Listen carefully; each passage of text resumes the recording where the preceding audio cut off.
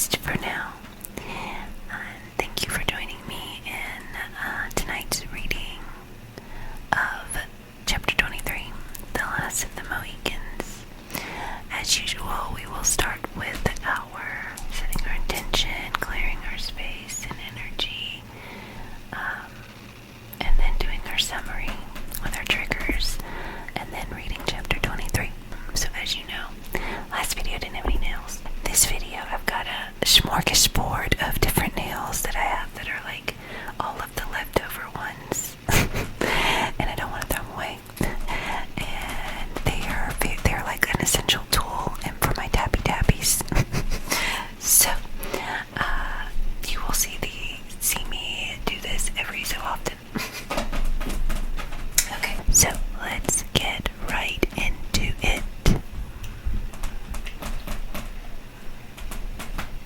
So I'm just going to move the book out of the way. Okay. I really need to refill up on my candles. Hopefully this lights. Okay, there we go. So I set the intention that tonight's reading accomplish the greatest and highest good for all.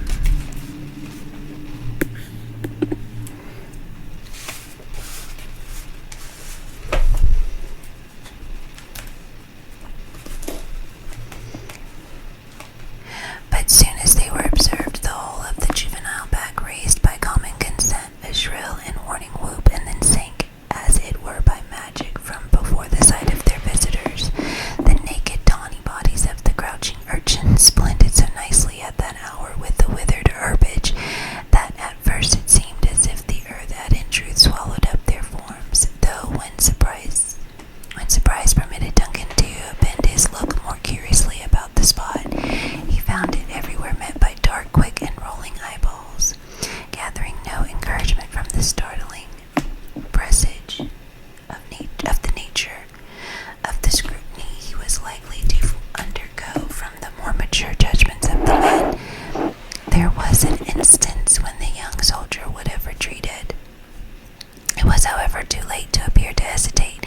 The cry of the children had drawn a dozen warriors to the door of the nearest lodge, where they stood clustered in a dark and savage group, gravely awaiting the near approach of those who had unexpectedly come among them. David, in some measure familiarized to the scene, led the way with a steadiness that no slight obstacle was likely to disconcert into this very building.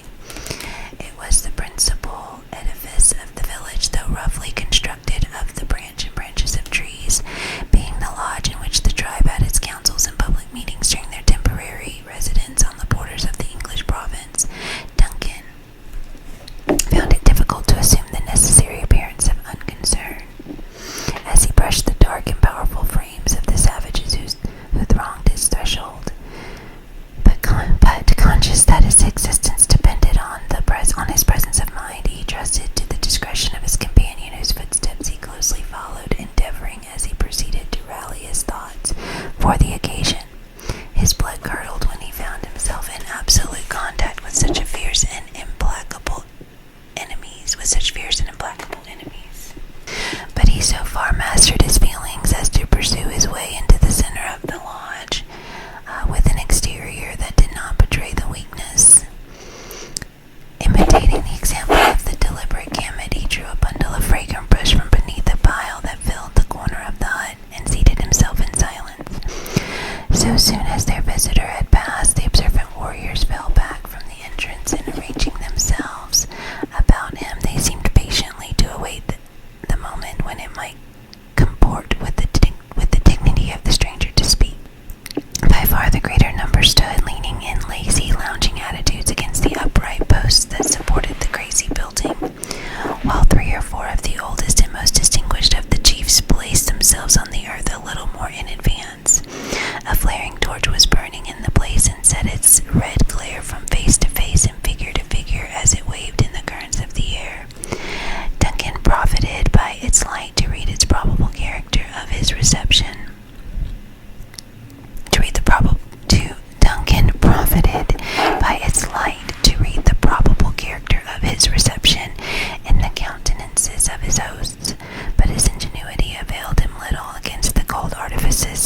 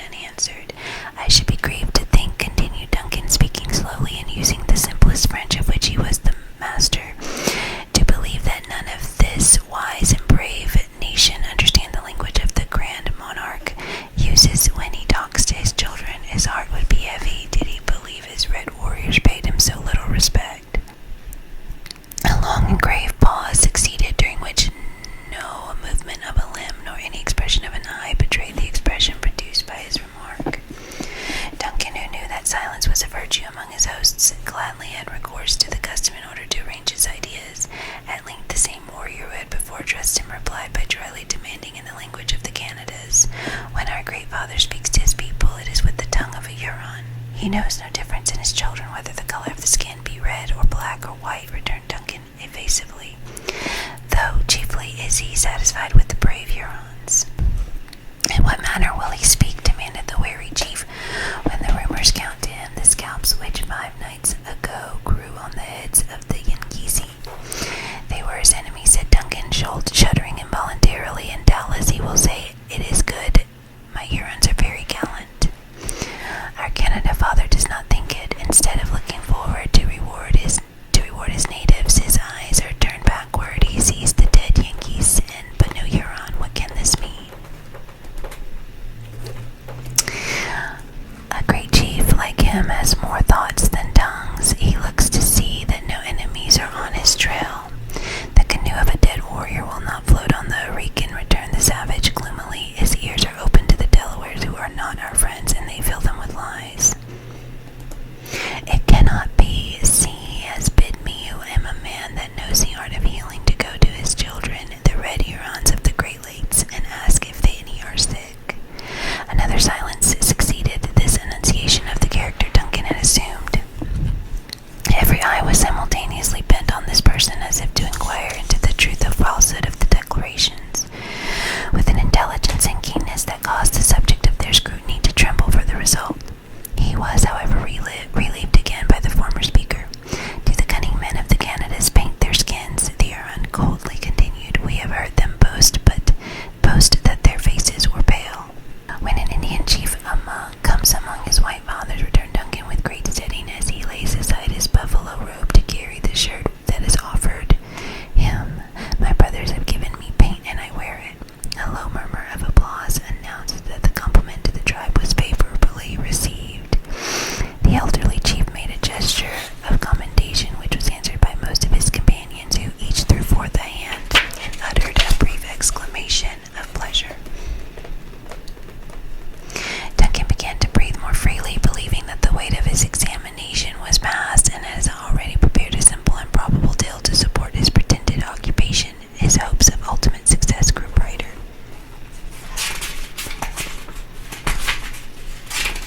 After a silence of a few moments, as if adjusting his thoughts in order to make a suitable answer to the declaration their guest had just given, another warrior arose and placed himself in an attitude to speak. While his lips were yet in the act of parting, a low but fearful sound arose from the forest, and was immediately succeeded by a shrill yell that was drawn out until it equated the longest and most plaintive howl of the wolf. The sudden and terrible interruption caused Duncan to start from his seat, unconscious of everything but the effect produced by so frightful a cry. At the same moment, the warriors glided in a body from the lodge, and the outer air was filled with loud shouts that nearly drowned those awful sounds which were still ringing beneath the arches of the woods.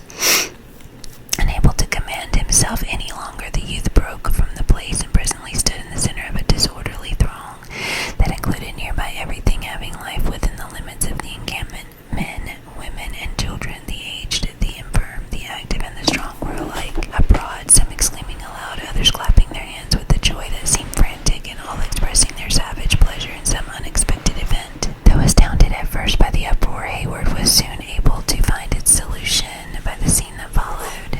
There yet lingered sufficient light in the heavens to exhibit those bright openings among the treetops, where different paths left the clearing to enter the depths of the wilderness. Beneath one of them, a line of warriors issued from the woods and advanced slowly toward the dwellings. One in front bore a short pole on which, as it afterwards appeared, were suspended several human scalps. The startling sounds that Duncan had heard were what the whites have not inappropriately called the death hallow, and each repetition of the cry was intended to announce to the tribe the fate of an enemy. Thus far, the knowledge of Hayward assisted him in the explanation, and as he now knew that the interruption was caused by the unlooked-for return of a successful war party, every disagreeable sensation was quieted in inward congratulation for the opportune relief and insignificance it conferred on himself. When at the distance of a few hundred feet from the lodges, the newly arrived warriors halted. Their plaintive and terrific cry, which was intended to represent equally the wailings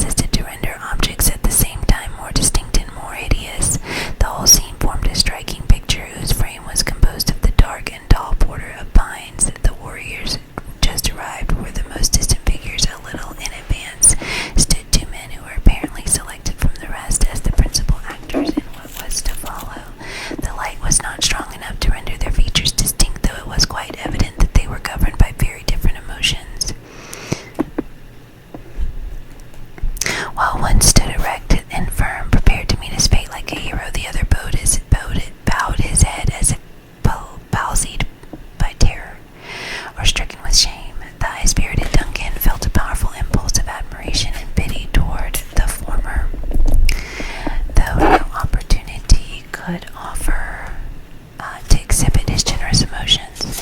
He watched his slightest movement, however, with eager eyes, and as he traced the fine outline of his admirably proportioned and active frame, he endeavored to persuade himself, and if the powers of man, seconded by such noble resolution, could bear one harmless through so severe a trial, the youthful captive before him might hope for success in the hazardous race he was about to run. Insensibly the young man drew nigher to the swarthy lines of the Hurons, and scarcely breathed, so intense became his interest in the spectacle. Just then the signal yell was given, and the momentary quiet which had preceded it was now broken by a burst of cries that far exceeded any before heard. The mere abject of the two victims continued motionless, but the other bounded from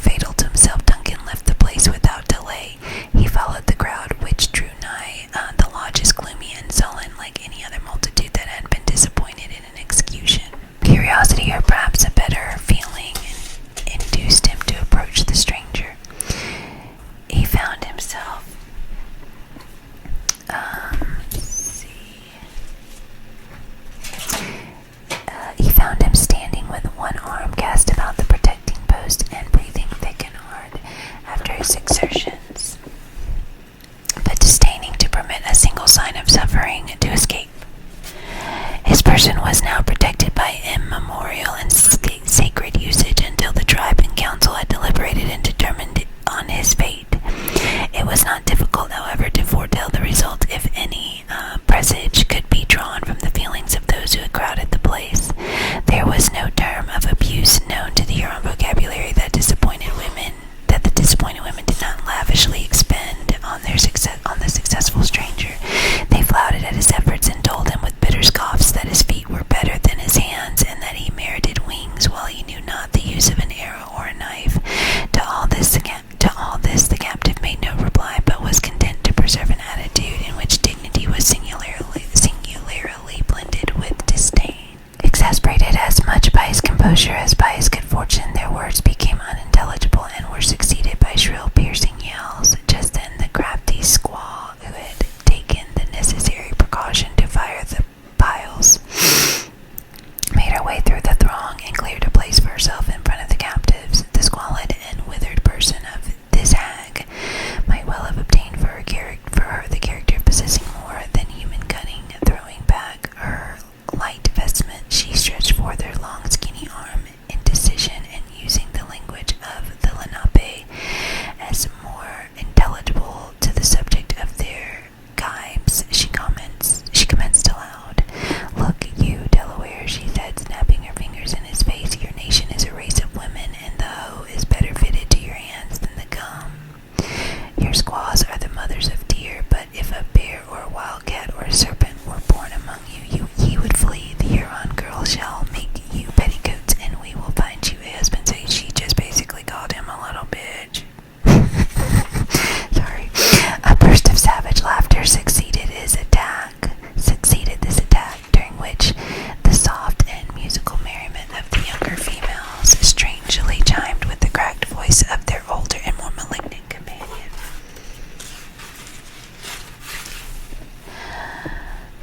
But the stranger was superior to all their efforts. His head was immovable, nor did he betray the slightest consciousness that any were present, except when his haughty eye rolled toward the dusky forms of the warriors who stalked in the background, silent and sullen observers of the scene.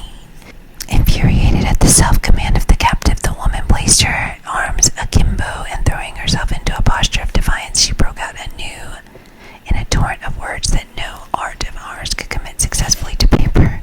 Her breath was, however, expanded in vain, for although distinguished in her nation as a proficient in the art of abuse, she was permitted to work herself into such a fury as actually to foam at the mouth without causing a muscle to vibrate in the motionless figure of the stranger. The effect of his indifference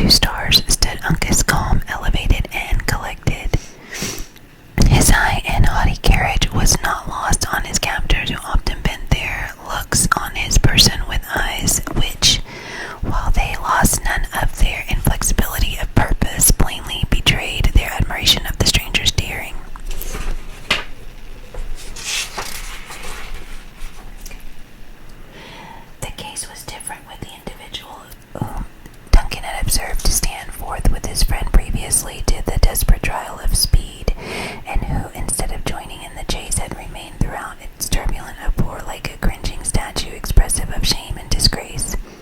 Though not a hand had been extended to greet him, nor yet an eye had condescended to watch his movements, he had also entered the lodge as though impelled by a fate to whose decrees he submitted seemingly without a struggle.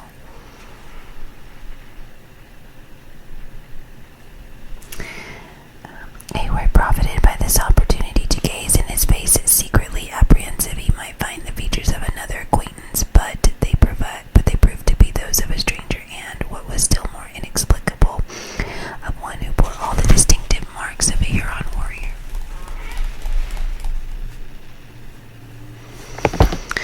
Instead of mingling with his tribe, however, he sat apart, a solitary being in the multitude, his form shrinking into a crouching and abject attitude as if anxious to fill as little space as possible. When each individual had taken his proper nation and silence reigned, then in the place the gray-haired chief already introduced to the reader spoke aloud in the language of the Lenape. Delaware, he said, though one of a nation of women, you have proved yourself a man. I would give you food, but he who eats with a Huron should become his friend. Rest in peace till the morning sun, when our last words shall be spoken. 7 nights and as many summer days have I fasted on the trail of the Hurons, Uncas coldly replied. The children of the Lenape know how to travel the path of the just without lingering to eat. 2 of my young men are in pursuit of your companion, resumed the other, without appearing to regard the boast of his captive. When they get back, then will our wise men say to you, live or die.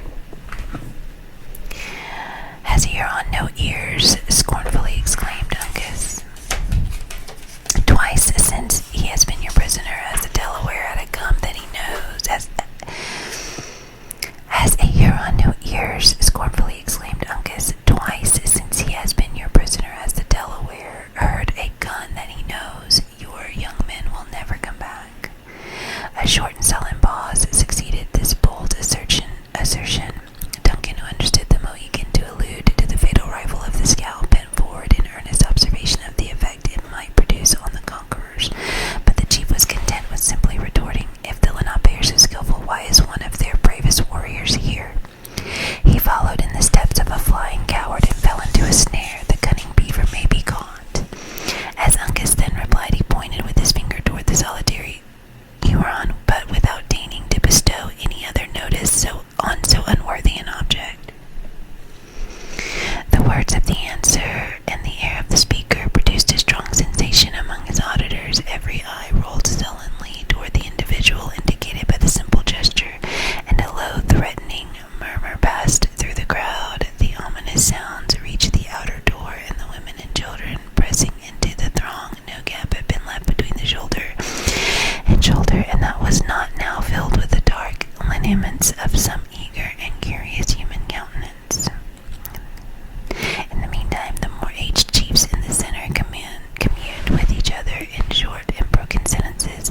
Not a word was uttered that did not convey the meaning of the speaker in the simplest and most energetic form. Again, a long and deeply solemn pause took place. It was known by all present to be the brave precursor of a weighty and important judgment. They who composed the outer circle of faces were on tiptoe to gaze, and even the culprit for an instant forgot his shame in a deeper emotion, and exposed his abject features in order to cast an anxious and troubled glance at the dark assemblage of the chiefs. The silence was finally broken by the aged warrior so often named. He arose from the earth and, moving past the immovable form of Uncas, placed himself in a dignified attitude before the offender. At that moment, the withered squaw already mentioned moved into the circle in a show, sidling sort of dance, holding the torch and muttering the indistinct words of what might have been a species of incantation. Though her presence was altogether an intrusion, it was unheeded. A